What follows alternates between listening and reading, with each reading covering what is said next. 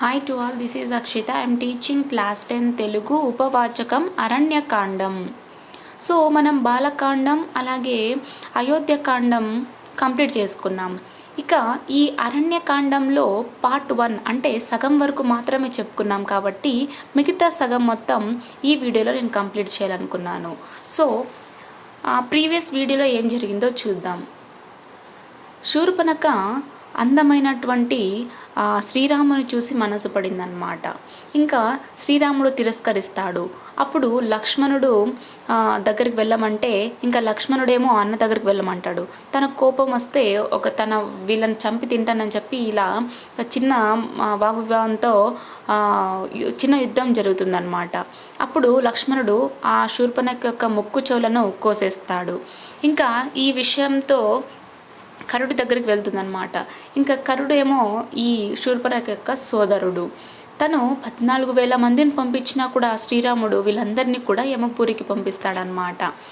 ఇంకా ఈ మొత్తం విషయం మొత్తం ఈ రావణుడు అయినటువంటి గూఢచారి అంటే రావణుడు యొక్క గూఢచారి అకంపనుడు ఉంటాడు. ఈ అకంపనుడు మొత్తం విషయాన్ని రావణాసురుడికి చెప్తాడనమాట. ఇంకా శూర్పణఖ ఏమో రావణాసురుడి యొక్క సోదరి కాబట్టి మొత్తం విషయాన్ని చెప్తే అప్పుడు రావణాసురుడికి కోపం వస్తుందన్నమాట. రాముని ఎలాగైనా చంపాలి అనుకుంటాడు. అయినా రాముని చంపడం కుదరదు అని చెప్పి అకంపనుడు చెప్పగానే ఇంకొక ఉపాయాన్ని కూడా అకంపనుడు చెప్తాడు. ఏంటంటే సీతాదేవిని అపహరించినట్టయితే ఇంకా రాముడు తన యొక్క ప్రాణాన్ని వదిలేస్తాడు కదా అని చెప్పి ఒక ఉపాయాన్ని రావణాసురుడికి ఇస్తాడనమాట. ఇంకా తర్వాత ఏం జరుగుతుందో చూద్దాం. మరునాడు ఉదయమే రథం మీద ఆకాశంలో ప్రయాణిస్తూ మారీచుడి ఆశ్రమానికి చేరుకున్నాడు. సీత అపహరణ విషయం తెలిపాడు. ఈ పనిలో తనకు సహాయం పడమన్నాడు. మారీచుడు మండిపడ్డాడు. ఓ రాక్షసేంద్ర, ఈ ఆలోచన నీకెవడు చెప్పాడు? నిజంగా అతడు నీకు మిత్రుడి రూపంలో ఉన్న శత్రువు. శ్రీరాముడు సింహం వంటివాడు. సింహం దగ్గరికి వెళ్ళడం ఎంత ప్రమాదం. పైగా ఇతరులకు హాని చేయాలనే ఆలోచన లేకుండా ప్రశాంతంగా ఉన్న రాముణ్ణి కవ్వించడం కొరివితో తల గొక్కోవడమే. శాంతించి ఈ ఆలోచన విరమించి సుఖించమని సదుపదేశం చేశాడు. రావణుని ఆవేశం తిరుగుముఖం పట్టింది. రావణుడు తిరుగుముఖం పట్టాడు లంకకు. సరే, ఇంకా మరునాడు ఉదయమే ఈ రావణాసుడు తన యొక్క రథం మీద ఆకాశంలో ప్రయాణిస్తూ మారీచుడి దగ్గరికి వెళ్తాడనమాట. వెళ్తే సీతను అపహరించాలి అని చెప్పి ఆ విషయాన్ని మొత్తం మారీచుడికి చెప్పడం జరుగుతుంది.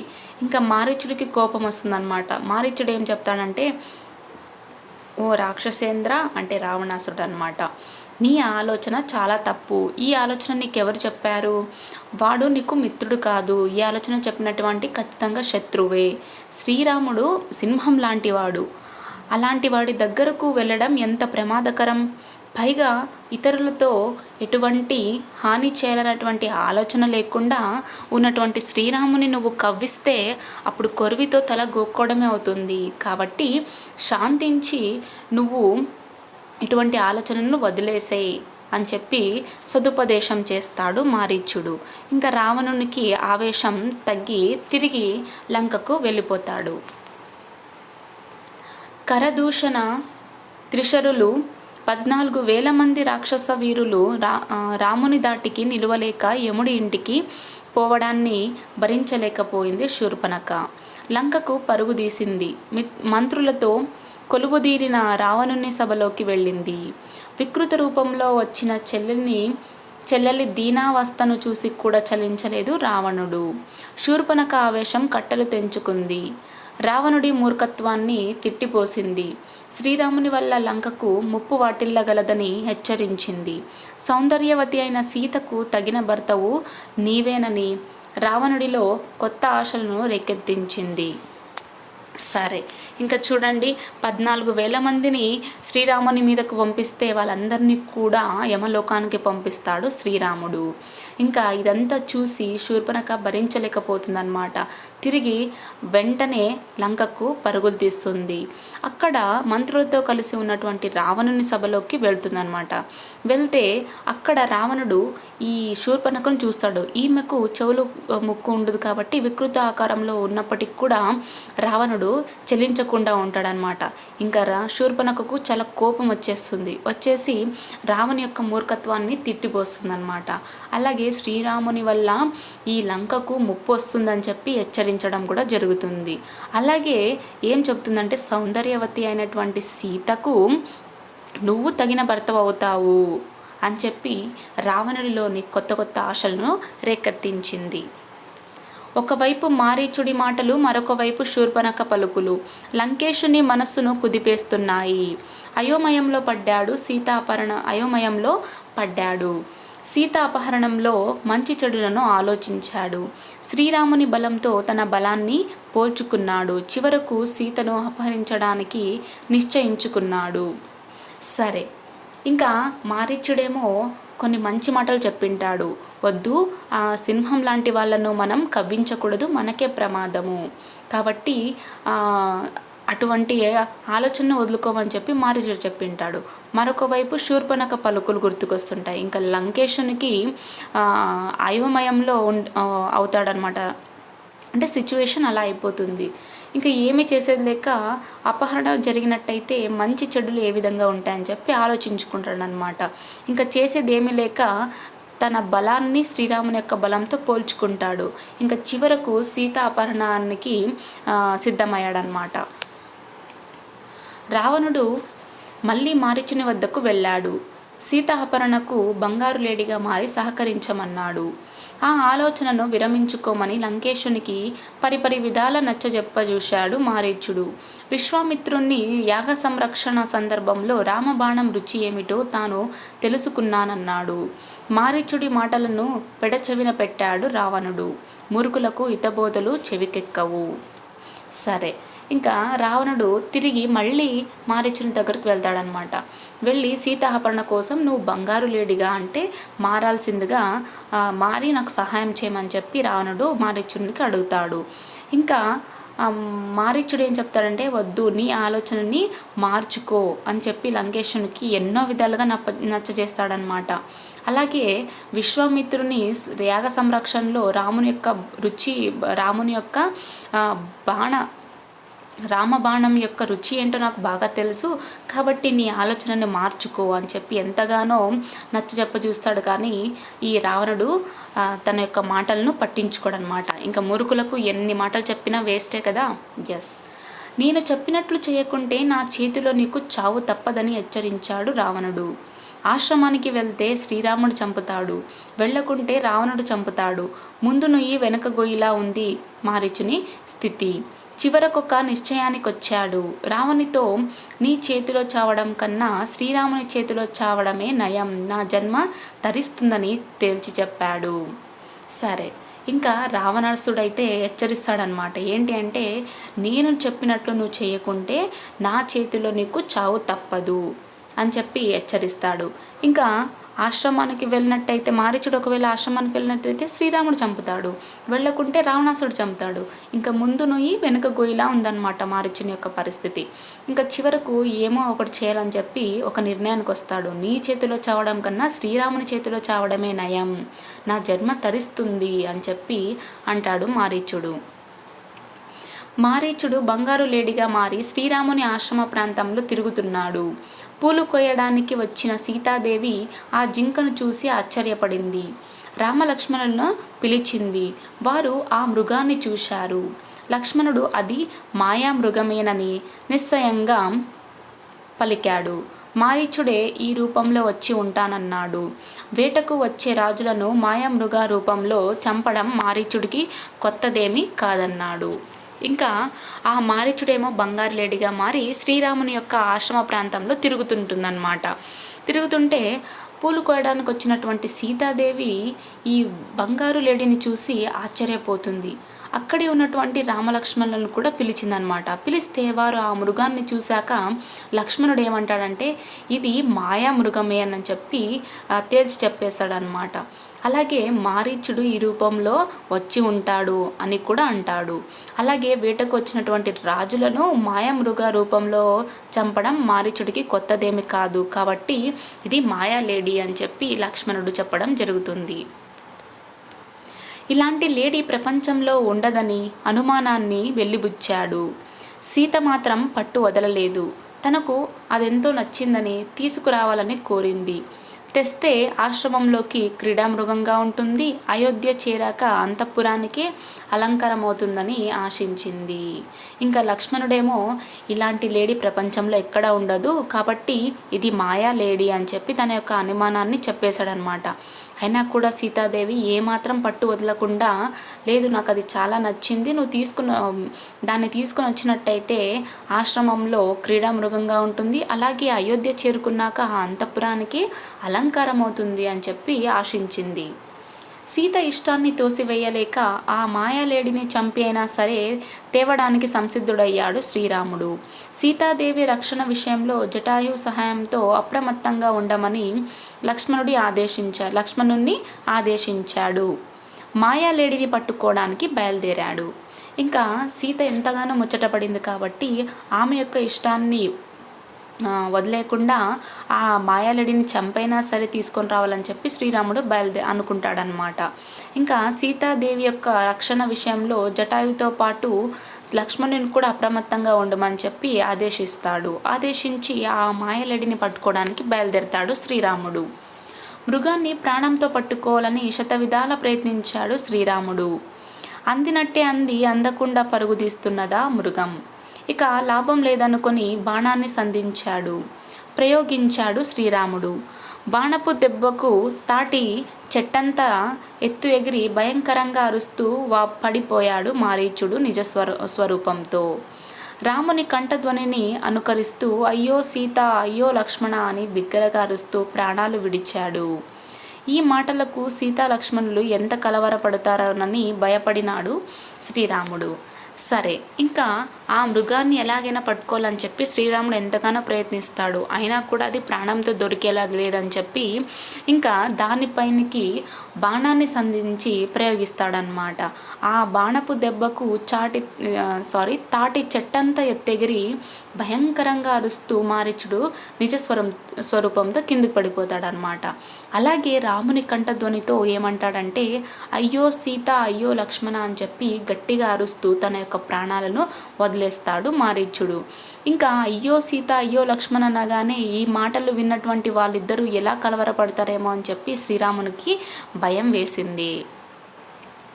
మారీచుని కంఠధ్వనిని రామునిదిగా భావించి సీత ఆందోళన చెందింది. శ్రీరాముడు ఏదో ఆపదలో చిక్కుకున్నాడని తలచింది. ఆదుకోవడానికి వెంటనే వెళ్ళమని లక్ష్మణుణ్ణి పురమాయించింది. లక్ష్మణుడు చలించలేదు. ఇది శ్రీరాముని స్వరం కాదన్నాడు. మారీచుడి మాయాజాలమన్నాడు. అమ్మ, నీ రక్షణ భారం శ్రీరాముడు నాకు అప్పగించాడు. నిన్ను ఇలా ఒంటరిగా వదిలి వెళ్ళలేనని స్పష్టం చేశాడు. సీత ఆవేశం రెండింతలైంది. మనసులో ఏదో దుష్టాలోచనతో ఇలా ప్రవర్తిస్తున్నావని నిష్ఠరోక్తులాడింది. చేసేది లేక లక్ష్మణుడు బయలుదేరడానికి సంసిద్ధుడయ్యాడు. అమ్మ, నీకు భద్రముగాక, వనదేవతలు నిన్ను రక్షించురుగాక. నాకు అపశకునాలు తోస్తున్నాయి. మళ్ళీ నువ్వు మా అన్నతో కలిసి ఉండగా చూసే భాగ్యం కలుగుతుందో లేదో అని వాపోయాడు. సీత మౌనంగా ఉన్నది. అక్కడి నుంచి వెళ్ళడానికి ఏమాత్రం మనస్కరించకున్నా సీతకు నమస్కరించి శ్రీరాముడు వెళ్ళిన దిశగా నడిచాడు లక్ష్మణుడు. సరే, ఇంకా మారీచుని కంఠధ్వనిని శ్రీరాముడిదిగా భావించింది సీత అన్నమాట. ఇంకా భావించి ఎంతో కంగారు పడిపోతున్నది. శ్రీరాముడు ఏదో ఒక ఆపదలో చిక్కుకున్నాడు అని చెప్పి అనుకుంటుందన్నమాట. ఆదుకోవడానికి వెంటనే లక్ష్మణుని వెళ్ళమని చెప్పి పురమాయిస్తుంది. కానీ లక్ష్మణుడు మాత్రం ఏమాత్రం చలించలేదు. లేదు, ఇది శ్రీరాముని యొక్క గొంతు మాత్రం కాదు, ఇది మారీచుడి యొక్క మాలజాలము. అమ్మ, నీ రక్షణ భారం మొత్తం నాకు శ్రీరాముడు అప్పగించాడు, కాబట్టి నిన్ను ఒంటరిగా వదిలిపెట్టి నేను వెళ్ళలేను అని చెప్పేస్తాడనమాట లక్ష్మణుడు. ఆ మాటలు విన్నాక సీతకు ఆవేశం ఎక్కువైపోయింది. నువ్వు మనసులో ఏదో చెడు ఆలోచన పెట్టుకొని ఇలా ప్రవర్తిస్తున్నావు అని చెప్పి లక్ష్మణుడి మీదకు చెడు మాటలను అంటే నిష్ఠురోక్తులాడిందనమాట. ఇంకా లక్ష్మణుడు ఏం చేస్తాడు, ఇంకా ఏమీ చేయలేక బయలుదేరడానికి సంసిద్ధుడవుతాడనమాట. అలాగే ఏమంటాడంటే, అమ్మ నువ్వు భద్రంగా ఉండాలి, వనదేవతలు నిన్ను రక్షిస్తారు, నాకు అపశకునాలు తోస్తున్నాయి, నిన్ను మళ్ళీ మా అన్నగారైనటువంటి శ్రీరామునితో కలిసి చూసే భాగ్యం కలుగుతుందో లేదో అని చెప్పి అంటాడనమాట. అయినా కూడా సీతాదేవి మౌనంగానే ఉంటుంది. అక్కడి నుంచి వెళ్ళడానికి మనసు లేకున్నా కూడా సీతకు నమస్కరించి రాముడు ఎటువైపు వెళ్ళాడో అటువైపు నడుచుకుంటూ వెళ్తాడనమాట లక్ష్మణుడు వెళ్ళడాన్ని గమనించాడు రావణుడు. అదే అదునుగా సన్యాసి వేషంలో సీత సమక్షానికి వచ్చాడు. యతి రూపంలో వచ్చిన రావణుణ్ణి ఆసనం మీద కూర్చుండబెట్టి సముచితంగా అతిథి మర్యాదలు చేసింది సీత. మధ్య మధ్యలో రామలక్ష్మణుల కోసం వాకిలి వైపు చూస్తున్న సీతకు నిరాశ మిగులుతున్నది. రావణుడు సీతను గురించి వివరాలు అడిగాడు. సన్యాసి వివరాలను కోరింది. తాను రాక్షసరాజు లంకేశ్వరుడని ప్రకటించాడు. తనను పతిగా స్వీకరించమని అడిగాడు. అలా చేస్తే అంతులేని భోగభాగ్యాలతో విలసిల్లుతావని ఆశ చూపాడు. ఆ మాటలకు సీత మండిపడింది. రావణుణ్ణి తృణీకరించి మాట్లాడింది. శ్రీరాముని పరాక్రమాన్ని ప్రస్తావించింది. నన్ను అపహరించి నీ చావును నీవే కొని తెచ్చుకోకు అని హెచ్చరించింది. ఇంకా లక్ష్మణుడు శ్రీరాముడు వెళ్ళినటువంటి దిశగా వెళ్తాడనమాట. ఇంకా లక్ష్మణుడు వెళ్ళడాన్ని చూసినటువంటి రావణుడు అదే అదునుగా తీసుకొని సన్యాసి రూపంలో సీత సమక్షంలోకి వస్తాడనమాట. వచ్చి యతి రూపంలో వచ్చినటువంటి రావణుణ్ణి ఆసనం మీద కూర్చోబెట్టి అతనికి చేయవలసినటువంటి అతిథి మర్యాదలన్నీ చేసింది సీత. చేశాక మధ్య మధ్యలో రామలక్ష్మణులు వస్తున్నారేమో అని చెప్పి వాకిలి వైపుకి వచ్చి ఎంతగానో చూస్తుందన్నమాట. అయినా కూడా నిరాశ మిగులుతుంది. ఇంకా రావణుడు సీతను గురించి వివరాలు అడుగుతాడనమాట. ఇంకా అడిగిన ప్రశ్నలకు ఈమె జవాబు చెప్తుంది. సన్యాసి వివరాలు కోరుతుంది. అప్పుడు నేను రాక్షసరాజు లంకేశ్వరుడు, నన్ను పతిగా స్వీకరించు అని చెప్పి అడుగుతాడనమాట. అలా చేస్తే నీకు భోగ భాగ్యాలు ఎన్నో ఉంటాయి అని చెప్పి ఆశ చూపిస్తాడు. ఆ మాటలకు సీత కోపం పడిందనమాట. రావణుణ్ణి తృణీకరించి మాట్లాడుతుంది. అలాగే శ్రీరాముని యొక్క పరాక్రమాన్ని గురించి కూడా చెప్తుందన్నమాట. నన్ను అపహరిస్తే నీకు చావు తప్పదు, నీ చావును నువ్వే కొని తెచ్చుకున్నట్టు అని చెప్పి హెచ్చరిస్తుంది. రావణుడి కన్నులు నిప్పులు చెరుగుతున్నాయి. సన్యాసి వేషాన్ని వదిలి 10 తలలతో భయంకరమైన నిజస్వరూపంతో సీత ఎదుట నిలిచాడు. బలవంతంగా సీతను తన రథంలో లంకకు తరలిస్తున్నాడు. సీత రామ రామ అంటూ ఆర్తనాదాలు చేస్తున్నది. ఆమె వేదన అరణ్యరోదనైంది. ఇంకా ఈ రాముని యొక్క పరాక్రమాన్ని ప్రస్తావించగానే రావణాసురుడికి కోపం వచ్చిందనమాట. తన కళ్ళల్లో నిప్పులు కక్కుతున్నాయంట, అంత కోపంలో ఉన్నాడు. సన్యాసి వేషాన్ని ధరించినటువంటి ఆ రావణుడు 10 తలలతో భయంకరమైన నిజ స్వరూపంతో సీత ఎదుట నిలిచాడనమాట. ఇంకా బలవంతంగా తనను రథంలోకి లంకకు తీసుకోవాలని చెప్పి తరలిస్తున్నాడు. ఇంకా సీత ఏమో రామ రామ అంటూ కన్నీళ్లు పెడుతున్నదంట. ఆ అరణ్యం మొత్తం వేదనతో మునిగిపోయింది. అప్పుడప్పుడే నిద్రకు ప్రకమిస్తున్న జటాయువుకు సీతాదేవి ఆర్దనాలు వినబడ్డాయి. చూసేసరికల్లా సీతను అపహరించుకు పోతున్న రావణుడు కంటపడ్డాడు. జటాయువు రావణుణ్ణి ఎదిరించాడు. ఇద్దరి మధ్య పోరు హోరాహోరీగా సాగింది. చివరకు రావణుడు ఖడ్గంతో జటాయువు రెక్కలను కాళ్లను నరికివేశాడు. నేలపై కూలాడు జటాయువు. రక్తంతో తడిసి ముద్దైన అతన్ని చూసి బంధువును పోగొట్టుకున్నట్లు సీత ఆక్రమించింది. సరే, ఇంకా జటాయుకు అప్పుడప్పుడే నిద్ర వస్తున్నదన్నమాట. ఇంకా సీతాదేవి యొక్క అరుపులు వినబడ్డాయి. కళ్ళు చూసేసరికల్లా సీతను అపహరించుకుపోతున్నటువంటి రావణాసుడు కనిపించాడు. ఇంకా జటాయువేమో రావణుణ్ణి వాళ్ళిద్దరి మధ్య ఒక పోరు జరుగుతుంది, అంటే గొడవ జరుగుతుంది. చివరకు రావణాసురుడు తన యొక్క ఖడ్గంతో జటాయు యొక్క రెక్కలను కాళ్లను నరికివేస్తాడనమాట. ఇంకా ఆ జటాయు నేలపైకి కూలిపోతాడు. రక్తంతో తడిసి ముద్దైనటువంటి ఆ జటాయును చూసి ఒక ఆత్మబంధును పోగొట్టుకున్నట్టుగా సీత బాధపడిందనమాట. రావణుడు సీతాదేవిని తీసుకొని ఆకాశ మార్గం పట్టాడు. దీనురాలైన సీత హీనుడైన రావణుణ్ణి పరిపరి విధాల దూషించింది. ఇంతలో ఒక పర్వత శిఖరం మీద 5 వానర ముఖ్యులను సీత చూసింది. ఉత్తరీయపు కొంగులో తన ఆభరణాలను కొన్నింటిని మూటగట్టి వారి మధ్య పడేటట్లు వదిలింది. ఒకవేళ అటువైపుగా శ్రీరాముడు వస్తే తనను గురించి వానరులు అతనికి తెలియజేస్తారేనని చిన్న ఆశ. చూడండి, ఇంకా రావణుడేమో సీతాదేవిని ఆకాశ మార్గంలో తీసుకొని పోతున్నాడు అనమాట. ఇంకా దీనురాలైనటువంటి సీత ఏం చేస్తుంది, ఆ రావణుని కొన్ని విధాలుగా దూషిస్తుంది అనమాట. ఇంతలో అక్కడ ఒక పర్వతం శిఖరం మీద 5 వానర ముఖ్యులను చూసింది సీత. చూసి తన కొంగులో ఆభరణాలన్నీ మూటగట్టి కింద పడేటట్లు చేస్తుందన్నమాట. ఒకవేళ శ్రీరాముడు ఏమన్నా అటువైపుగా వస్తే ఆ వానరులకు అడిగితే తన గురించి ఏమన్నా తెలుస్తుందేమో అన్నటువంటి చిన్న ఆశతో అలా చేస్తుందన్నమాట. రావణుడు సీతతో లంకకు చేరాడు. తన అంతఃపురంలో సీతనుంచాడు. తన వైభవమంతా చూపించాడు. దాన్ని తృణప్రాయంగా భావించింది సీత. కనికరించమని కాళ్లపై పడ్డాడు. నిరాకరించిందా మహాసాధ్వి. భరించలేకపోయాడు దశకంఠుడు. ఆవేశంతో మైథిలి, నీకు 12 నెలలు గడువిస్తున్నాను. ఈలోపు నువ్వు దారికి రాకపోతే మరునాడే ప్రాతకాల భోజనానికి వంటవాళ్లు నిన్ను సిద్ధం చేస్తారని బెదిరించాడు. అక్కడి రాక్షసులతో ఈమెను అశోకవనానికి తీసుకుపోండి.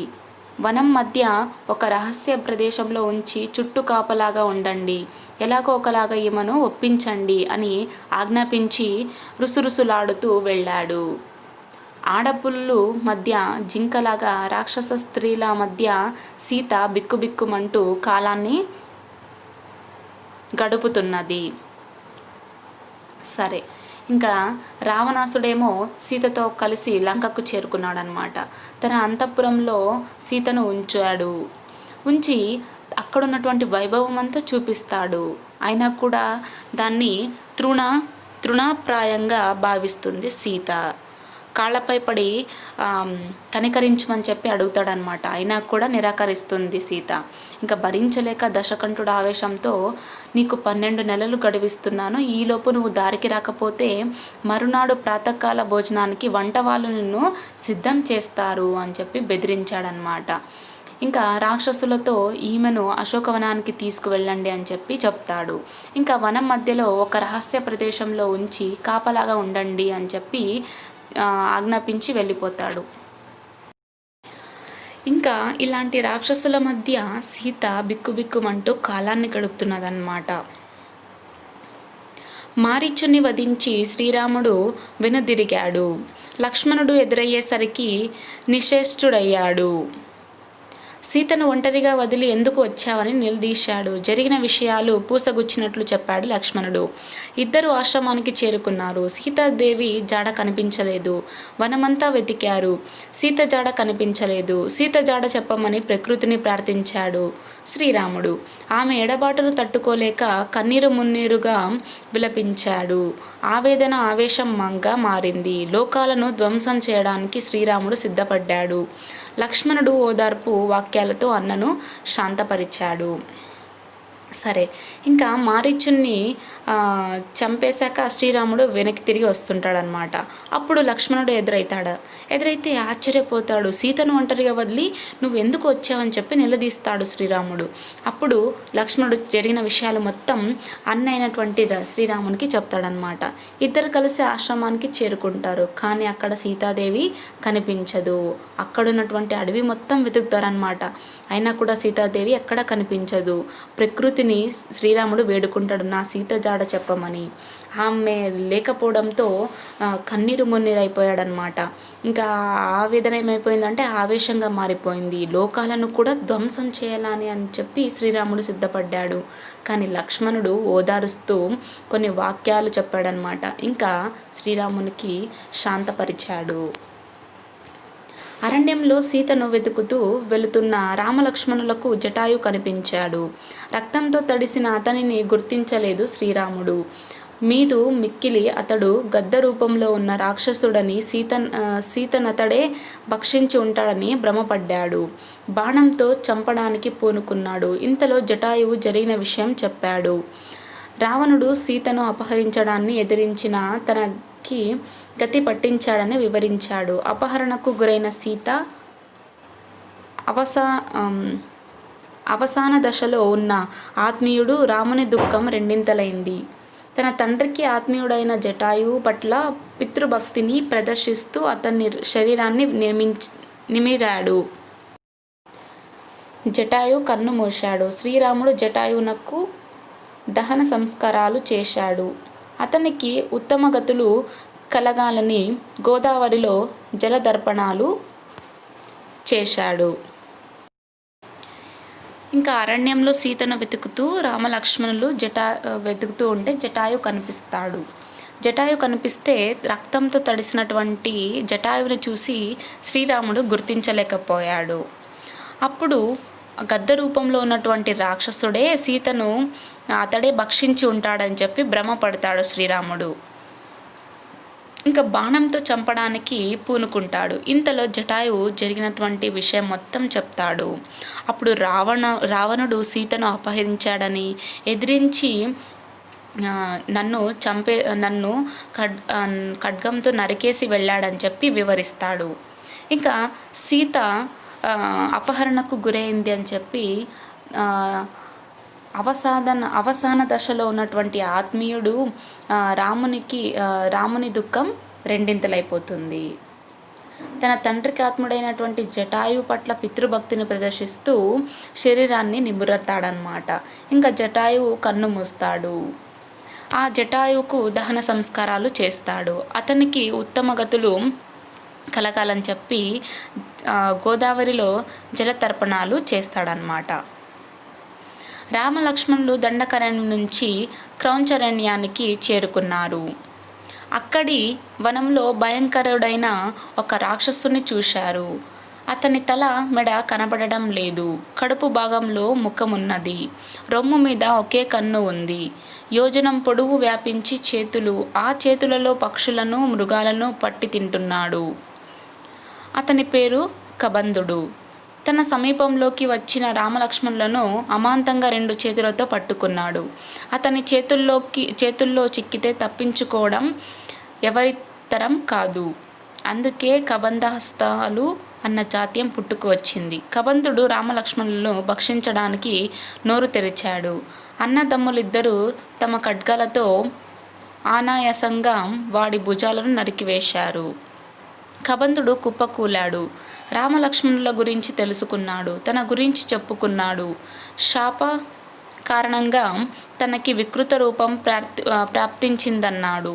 శ్రీరాముడు కబంధునితో, మాకు రావణుని పేరు మాత్రమే తెలిసింది. అతని రూపం, ఉండే చోటు, శక్తి సామర్థ్యాలు తెలియవు. వాటిని చెప్పవలసిందని అడిగాడు. సమాధానంగా కబంధుడు, శ్రీరామ, నాకిప్పుడు దివ్యజ్ఞానం లేదు. నా శరీరాన్ని దహిస్తే నా నిజ రూపం వస్తుంది. అప్పుడు చెప్పగలనన్నాడు. కబంధుడి శరీరాన్ని అగ్ని సంస్కారం చేశారు రామలక్ష్మణులు. ఆ జ్వాలల నుంచి దివ్య దేహంతో బయటికి వచ్చాడు కబంధుడు. సీతాదేవి దొరికే ఉపాయాన్ని శ్రీరామునికి చెప్పాడు. ఇందుకు సుగ్రీవుడు మైత్రి బాగా తోడ్పడుతుందన్నాడు. వాలి సుగ్రీవుల కథను వివరించాడు. సుగ్రీవుణ్ణి చేరే దారిని చెప్పాడు. శ్రీరాముని అనుమతిని తీసుకొని కబంధుడు స్వర్గానికి వెళ్ళాడు. సరే, ఇంకా రామలక్ష్మణులు దండకారణ్యంలోకి వెళ్తుంటారనమాట. వెళ్ళి అక్కడి నుంచి క్రౌంచారణ్యానికి చేరుకుంటారు. అక్కడ ఆ అడవిలో భయంకరుడైనటువంటి ఒక రాక్షసుని చూస్తారనమాట. అతనికి తల మెడ కనబడటం లేదు, కానీ కడుపు భాగంలో ముఖం ఉంది. ఇంకా రొమ్ము మీద ఒకే ఒక కన్ను ఉందన్నమాట. యోజన పొడవు వ్యాపించినటువంటి చేతులున్నాయి. ఆ చేతులతో పక్షులను, మృగాలను పట్టి తింటాడనమాట. అతని పేరు కబంధుడు. ఇక తన సమీపంలోకి వచ్చినటువంటి రామలక్ష్మణులు అమాంతంగా 2 చేతులతో పట్టుకుంటాడు ఆ కబంధుడు. ఇంకా అతని చేతుల్లో చిక్కి తప్పించుకోవడం చాలా కష్టం అన్నమాట. అందుకే ఒక జాతీయం కూడా వచ్చింది. ఏంటి అంటే కబంధ హస్తాలు అని అంటూ ఉంటాం. అంటే ఇతని చేతికి దొరికితే తప్పించుకోనమాట. కాబట్టి కబంధ హస్తాలు అని ఆ విధంగా జాతీయం పుట్టుకొచ్చింది. ఇంకా కబంధుడు రామలక్ష్మణులను తినడానికి నోరు తెరుస్తాడనమాట. ఇంకా ఈ సీతారామ లక్ష్మణులు వాళ్ళ దగ్గర ఉన్నటువంటి ఖడ్గాలతో ఆ కబంధుడి యొక్క భుజాలను నరికివేస్తాడు. ఆ కబంధుడేమో కుప్పకూలుతాడనమాట. ఇంకా రామలక్ష్మణుల గురించి తెలుసుకుంటాడు. అలాగే తనకు శాప కారణంగా తనకి వికృత ఆకారం వచ్చిందని చెప్తాడనమాట కబంధుడు. మాకు రావణుని పేరు మాత్రమే తెలిసింది, అతని రూపం ఉండే చోటు శక్తి సామర్థ్యాలు తెలవవు, వాటిని చెప్పవలసిందిగా అని చెప్పి శ్రీరాముడు అడుగుతాడనమాట. ఇంకా అప్పుడు కబంధుడు ఏమంటాడంటే, శ్రీరామ, నాకు ఇప్పుడు దివ్య జ్ఞానం లేదు, నా శరీరాన్ని దహిస్తే నాకు నిజ రూపం వస్తుంది, అప్పుడు నేను చెప్పగలను అని చెప్పి అంటాడనమాట.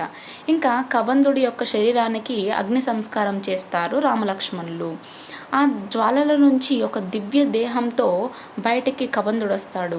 వచ్చి సీతాదేవి దొరికే ఉపాయాన్ని శ్రీరామునికి చెప్తాడనమాట. అలాగే సుగ్రీవుడి యొక్క మైత్రి మీకు బాగా తోడ్పడుతుందని చెప్పి ఈ కబంధుడు చెప్తాడు. ఇంకా వాలి సుగ్రీవుల కథను వివరించాడు. ఇంకా శ్రీరాముని అనుమతి తీసుకొని కబంధుడు స్వర్గానికి వెళ్ళిపోయాడు. కబంధుడు సూచించిన మార్గంలో ప్రయాణిస్తూ పంపా సరస్సును ప్రాంతానికి చేరారు రామలక్ష్మణులు. ఆ తీరంలో ఉన్న శబరి ఆశ్రమానికి వెళ్ళారు. శబరి తపసిద్ధురాలు, జ్ఞాన వయోవృద్ధురాలు. శ్రీరామ దర్శనంతో ఆమె తనువు పులకరించింది. పంపా తీరంలో దొరికే పండ్లను స్వామికి సమర్పించింది. తన జన్మ ధన్యమైనట్లు భావించింది. శ్రీరాముని అనుమతి పొంది తన దేహాన్ని అగ్నికి ఆహుతి చేసి అగ్నికాంతితో ఉద్ధర్వు లోకాలకు వెళ్ళింది. అక్కడి నుంచి ఋష్యముఖ పర్వతానికి ప్రయాణమయ్యారు రామలక్ష్మణులు. దారిలో పంప సరోవరాన్ని దర్శించారు. ఇంకా కబంధుడు సూచించిన ప్రకారంగా మార్గంలో ప్రయాణిస్తూ వస్తుంటారనమాట. ప్రయాణిస్తుంటే పంపా సరస్సు ప్రాంతానికి చేరుకుంటారు రామలక్ష్మణులు. ఆ తీరంలో శబరి ఆశ్రమానికి వెళ్తారనమాట. శబరి ఏమో తపసిద్ధురాలు, అలాగే జ్ఞాన వయోవృద్ధురాలు. ఇంకా శ్రీరాముని దర్శనంతో తన తనువు పులకరించిపోతుంది. ఇంకా పంపా తీరంలో దొరికేటువంటి పండ్లను ఆ స్వామికి సమర్పించిందనమాట. తన జన్మ ధన్యమైనట్లుగా భావించి శ్రీరాముని అనుమతితో తన దేహాన్ని అగ్నికి ఆహుతి చేసి అగ్నికాంతితో ఉద్ధర్వు లోకాలకు వెళ్ళిపోతుంది. ఇంకా రామలక్ష్మణులు అక్కడి నుంచి ఋష్యముఖ పర్వతానికి ప్రయాణమవుతారనమాట. ఇంకా దారిలో పంప సరోవరాన్ని కూడా దర్శించుకుంటారు. ఈ విధంగా అరణ్యకాండం పూర్తవుతుంది. మరి నెక్స్ట్ తెలుసుకుందాం.